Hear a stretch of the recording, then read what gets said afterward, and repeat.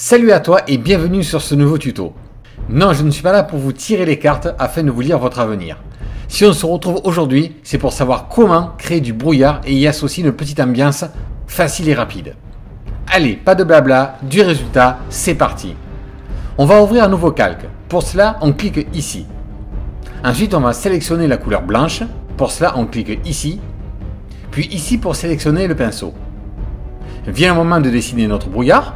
On va en poser autour de la boule de cristal et on va en mettre aussi en bas de la photo pour donner un petit côté vaporeux.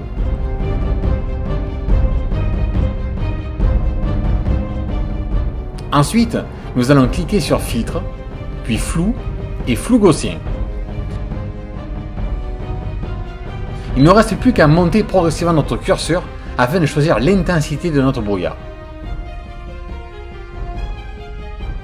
Pour ma part, ça me convient. Je valide. On réduit à présent l'opacité. Ensuite, on clique ici afin d'apporter une petite amélioration à notre effet. En effet, on va jouer sur la couleur pour que ce soit un peu plus crédible. On va plutôt lui donner une teinte dans les gris clairs. Voilà, nickel. Avant, après, cela commence à bien se dessiner. Nous allons prendre l'outil gomme afin d'estomper certaines zones. N'oubliez pas de réduire l'opacité de notre gomme. On ouvre un nouveau calque, on reprend notre pinceau en réduisant son rayon. On va ajouter encore un peu de brouillard avec la même technique qu'au début.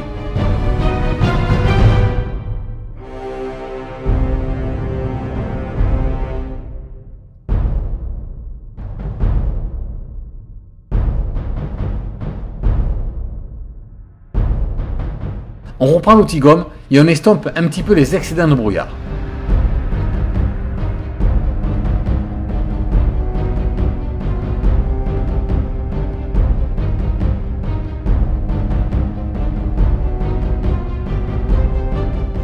On ouvre encore un nouveau calque et on reprend le pinceau.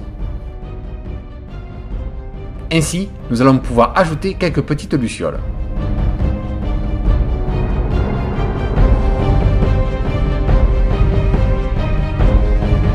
Bien, il y en a assez.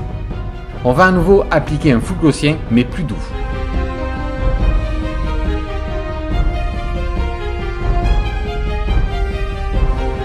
Voilà.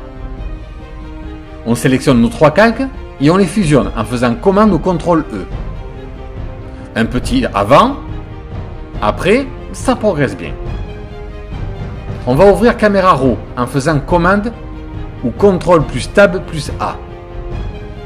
Ensuite, cliquez ici, puis dans les zones des tons clairs, poussez le curseur dans la zone des bleus. Puis, avec le curseur de dessous, indiquez la bonne dose de couleur. Passez dans les tons foncés et on va pousser le curseur dans les magentas. Et idem qu'au-dessus, eh bien on a juste la bonne dose souhaitée. Bien. Cliquez ici afin de donner un petit vignettage. Et on peut valider. Avant, après, en 5 minutes, vous voyez, c'est facilement réalisable. On pourrait encore bien plus pousser l'exercice, mais cette approche simple vous donnera, je pense, l'envie de créer.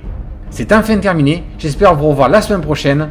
En attendant, portez-vous bien, salut!